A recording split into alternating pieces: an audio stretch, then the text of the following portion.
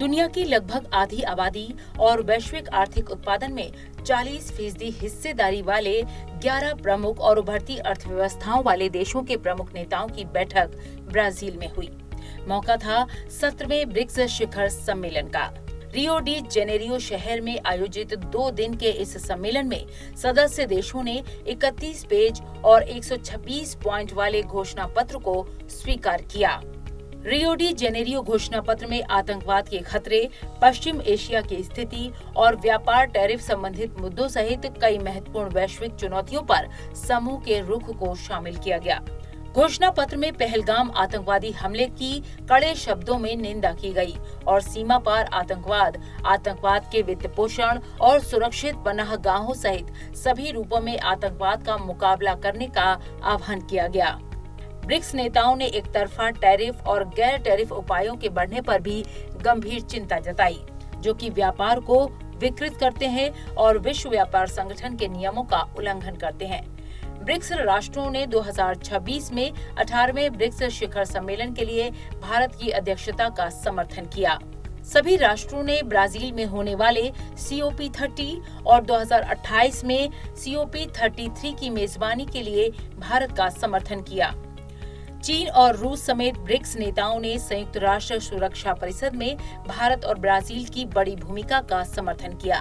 BRICS ने भारत की startup knowledge hub पहल को मान्यता दी।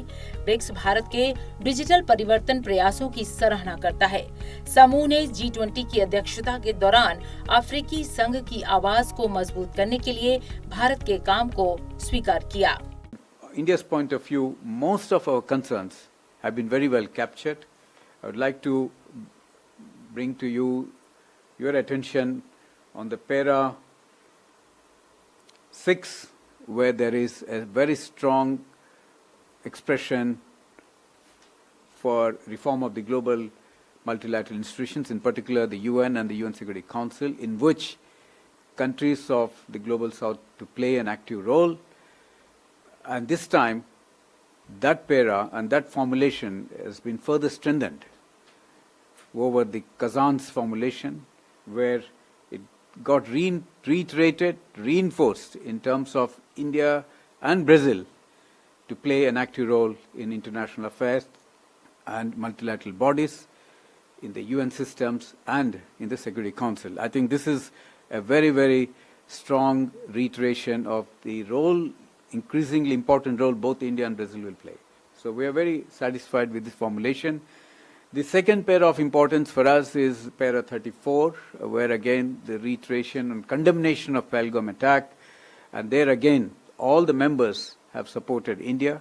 They expressed solidarity and strong condemnation in that was very well captured in that.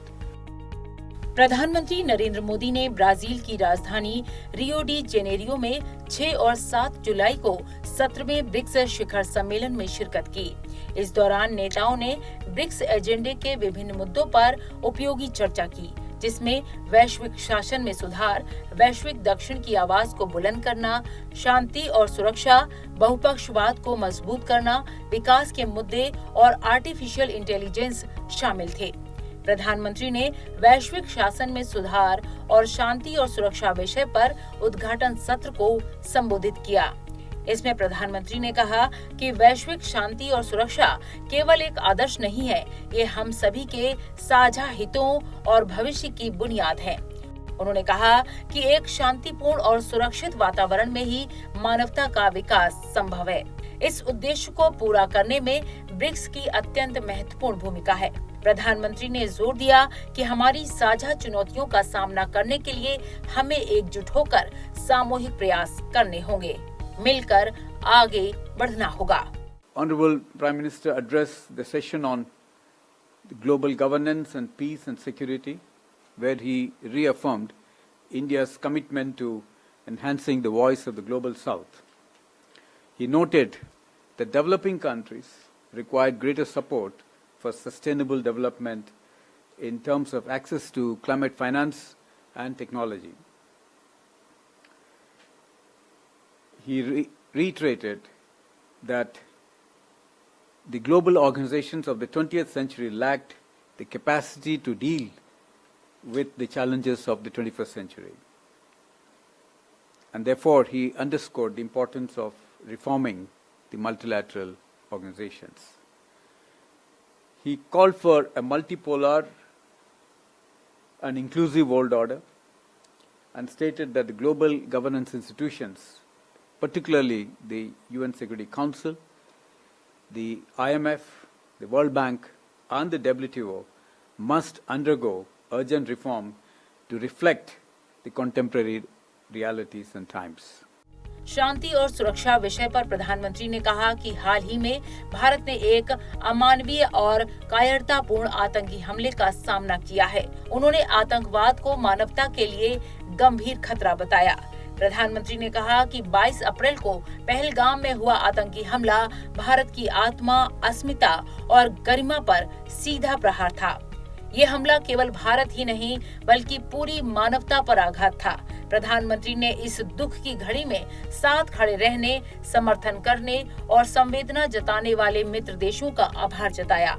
आतंकवाद के खिलाफ सख्त वैश्विक कार्रवाई का आह्वान करते हुए प्रधानमंत्री ने कहा कि आतंकवादियों को धन उपलब्ध कराने वालों, उन्हें बढ़ावा देने और सुरक्षित पनाहगाह मुहैया कराने वालों से सख्त तरीके से निपटा जाना चाहिए। उन्होंने इस बात पर जोर दिया कि आतंकवाद से निपटने में कोई दोहरा मापदंड नहीं होना चाहिए। आतंकवाद की निंदा हमारा सिद्धांत होना चाहिए, केवल सुविधा नहीं। उन्होंने कहा कि अगर पहले ये देखेंगे कि हमला किस देश में हुआ है, किसके विरुद्ध हुआ है, तो ये मानवता के खिलाफ विश्वासघात होगा। प्रधानमंत्री ने इस बात पर जोर दिया कि इस खतरे से निपटने में जीरो टॉलरेंस होना चाहिए। आतंकवादियों के खिलाफ सैंक्शंस लगाने पर कोई संकोच नहीं होना चाहिए। उन्होंने कहा कि आतंकवाद के विक्टिम्स और सपोर्टर्स को एक ही तराजू में नहीं तौल सकते। निजी या राजनीतिक स्वार्थ के लिए आतंकवाद को मूक सम्मति देना, आतंक या आतंकियों का साथ देना किसी भी अवस्था में स्वीकार नहीं होना चाहिए। आतंकवाद को लेकर कथनी और करनी में कोई अंतर नहीं होना चाहिए। अगर हम ये नहीं कर सकते तो ये प्रश्न स्वाभाविक है कि क्या आतंकवाद के खिलाफ लड़ाई को लेकर हम गंभीर हैं भी या नहीं। Session on peace and security, Honorable Prime Minister underlined that terrorism was a grave threat facing humanity. In this context, he noted that all the leaders have condemned Pahalgam terrorist attack in strongest terms.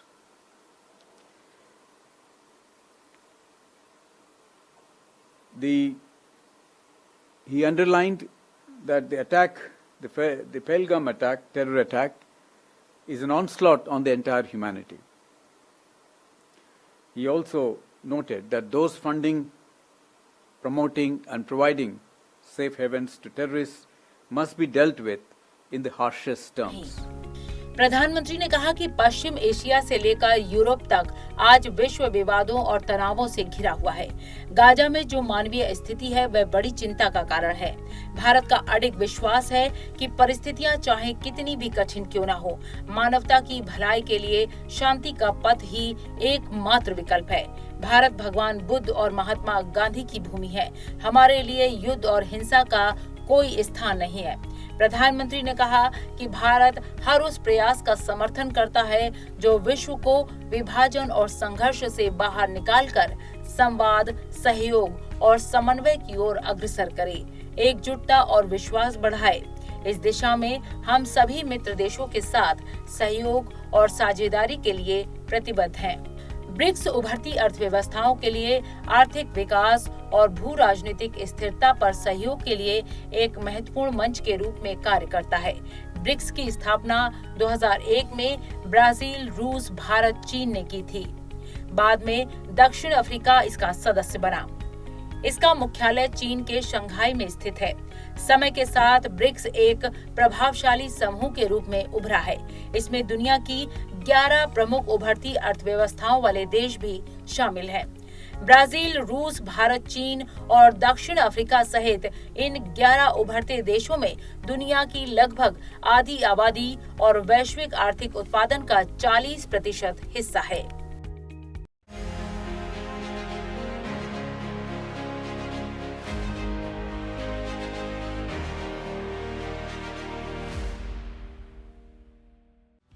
BRICS सम्मेलन के दौरान वैश्विक शासन पर आयोजित सत्र में प्रधानमंत्री नरेंद्र मोदी ने वैश्विक दक्षिण की आवाज को बुलंद करने के लिए भारत की प्रतिबद्धता जताई।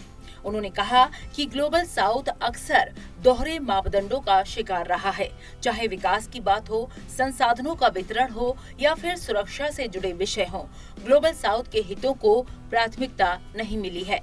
क्लाइमेट फाइनेंस, सस्टेनेबल डेवलपमेंट और टेक्नोलॉजी एक्सेस जैसे विषयों पर ग्लोबल साउथ को अक्सर टोकन जेस्चर्स के अलावा कुछ नहीं मिला। प्रधानमंत्री ने कहा कि 20th सेंचुरी में बने ग्लोबल संस्थानों में मानवता के 2/3 हिस्से को पर्याप्त प्रतिनिधित्व नहीं मिला है। जिन देशों का आज की वैश्विक अर्थव्यवस्था में बड़ा योगदान है, उन्हें डिसीजन मेकिंग टेबल पर बिठाया नहीं गया है। ये केवल रिप्रेजेंटेशन का प्रश्न नहीं है, बल्कि क्रेडिबिलिटी और इफेक्टिवनेस का भी प्रश्न है। बिना ग्लोबल साउथ के ये संस्थाएं वैसी ही लगती हैं जैसे मोबाइल में सिम तो है पर नेटवर्क नहीं है। ये संस्थान 21st सेंचुरी की चुनौतियों से निपटने में असमर्थ हैं। विश्व के अलग अलग हिस्सों में चल रहे संघर्ष हो या फिर पैंडेमिक हो, आर्थिक संकट हो या फिर साइबर और स्पेस में नई उभरती चुनौतियां, इन संस्थानों के पास कोई समाधान नहीं है। प्रधानमंत्री ने कहा कि आज विश्व को मल्टीपोलर और इंक्लूसिव वर्ल्ड ऑर्डर की जरूरत है। इसकी शुरुआत वैश्विक संस्थानों में व्यापक रिफॉर्म से करनी चाहिए। रिफॉर्म्स केवल सिंबॉलिक नहीं होने चाहिए, बल्कि इनका वास्तविक असर भी दिखना चाहिए। गवर्नेंस स्ट्रक्चर, वोटिंग राइट्स और लीडरशिप पोजीशंस में बदलाव आना चाहिए। ग्लोबल साउथ के देशों की चुनौतियों को पॉलिसी मेकिंग में प्राथमिकता देनी चाहिए। अपने संबोधन में प्रधानमंत्री ने कहा कि ब्रिक्स का विस्तार, नए मित्रों का जुड़ना इस बात का प्रमाण है कि ब्रिक्स एक ऐसा संगठन है जो समय के अनुसार खुद को बदलने की क्षमता रखता है। अब यही इच्छा शक्ति हमें यूएन सिक्योरिटी काउंसिल, WTO और मल्टीलैटरल डेवलपमेंट बैंक्स जैसे संस्थानों में रिफॉर्म्स के लिए दिखानी होगी। AI के युग में जहां हर हफ्ते टेक्नोलॉजी अपडेट होती है, ऐसे में ग्लोबल इंस्टीट्यूशन का 80 वर्ष में एक बार भी अपडेट न होना स्वीकार्य नहीं है। 21वीं सदी के सॉफ्टवेयर्स को 20वीं सदी के टाइपराइटर से नहीं चलाया जा सकता। प्रधानमंत्री ने कहा कि भारत ने सदैव अपने हितों से ऊपर उठकर मानवता के हित में काम करना अपना दायित्व समझा है। हम ब्रिक्स देशों के साथ मिलकर सभी विषयों पर रचनात्मक योगदान देने के लिए पूरी तरह से प्रतिबद्ध हैं।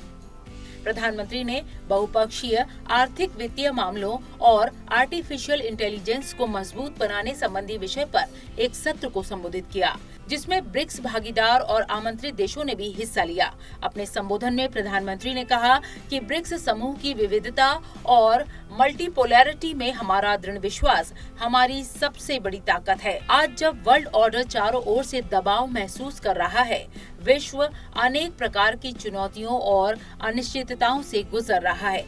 ऐसे में ब्रिक्स का बढ़ता रेलेवेंस और इन्फ्लुएंस स्वाभाविक है। हमें मिलकर ये विचार करना चाहिए कि आने वाले समय में ब्रिक्स किस तरह से मल्टीपोलर वर्ल्ड का पथ प्रदर्शक बन सकता है। इस मौके पर प्रधानमंत्री ने सदस्य देशों के सामने कुछ सुझाव रखे। पहला, ब्रिक्स न्यू डेवलपमेंट बैंक को परियोजनाओं को मंजूरी देने के लिए मांग आधारित सिद्धांत और दीर्घकालिक स्थिरता का पालन करना चाहिए। दूसरा, संगठन एक विज्ञान और अनुसंधान भंडार स्थापित करने पर विचार करे जो कि वैश्विक दक्षिण देशों को लाभान्वित कर सके। तीसरा, महत्वपूर्ण खनिजों की आपूर्ति श्रृंखला को सुरक्षित और लचीला बनाने पर ध्यान दिया जाना चाहिए। और चौथा, समूह को जिम्मेदार AI के लिए काम करना चाहिए। AI शासन की चिंताओं को देखते हुए इसे क्षेत्र में नवाचार को बढ़ावा देने के लिए भी समान महत्व देना चाहिए। In the session on strengthening multilateralism, economic, financial affairs and artificial intelligence, Honorable Prime Minister expressed that diversity and multipolarity were valued strengths of the BRICS. He added that BRICS could play an important role in shaping a multipolar world. In this context, he also gave few suggestions in terms of considering setting up a science and research repository in the BRICS group by the Global South countries to focus on supply chains of the critical minerals, both secured and make it resilient, and the BRICS group to work on responsible AI. प्रधानमंत्री ने कहा कि artificial intelligence को लेकर भारत की सोच और नीति स्पष्ट है। हम एआई को मानवीय मूल्यों और सामर्थ्य को बढ़ाने के माध्यम के रूप में देखते हैं। एआई फॉर ऑल के मंत्र पर काम करते हुए आज भारत में कृषि, स्वास्थ्य, शिक्षा, गवर्नेंस जैसे क्षेत्रों में एआई का सक्रिय और व्यापक उपयोग कर रहे हैं। हमारा मानना है कि एआई गवर्नेंस में चिंताओं के समाधान और इनोवेशन के प्रोत्साहन दोनों को समान प्राथमिकता मिलनी चाहिए। प्रधानमंत्री ने कहा कि हमें मिलकर रिस्पॉन्सिबल एआई के लिए काम करना होगा। ऐसे ग्लोबल स्टैंडर्ड्स बनाने होंगे जो डिजिटल कंटेंट की ऑथेंटिसिटी को वेरीफाई कर सके, जिससे कंटेंट का सोर्स पता चल सके और ट्रांसपेरेंसी बनी रहे, साथ ही दुरुपयोग को भी रोका जा सके। प्रधानमंत्री ने कहा कि आज की बैठक में जारी की जा रही leaders statement on global governance of AI इस दिशा में एक सकारात्मक कदम है। सभी देशों के बीच समन्वय बढ़ाने के लिए अगले वर्ष हम भारत में एआई इम्पैक्ट समिट आयोजित करने जा रहे हैं। हम आशा करते हैं कि इस समिट को सफल बनाने में आप सब सक्रिय योगदान देंगे। ग्लोबल साउथ की हमसे अपेक्षाएं जुड़ी हैं। उनको पूरा करने के लिए हमें लीड बाय एग्जाम्पल के सिद्धांत पर चलना होगा। भारत सभी पार्टनर्स के साथ कंधे से कंधा मिलाकर साझा लक्ष्यों की प्राप्ति के लिए पूर्ण रूप से प्रतिबद्ध है। प्रधानमंत्री नरेंद्र मोदी ने अगले वर्ष भारत की अध्यक्षता में होने जा रही ब्रिक्स समिट के लिए सभी को भारत आने के लिए आमंत्रित भी किया।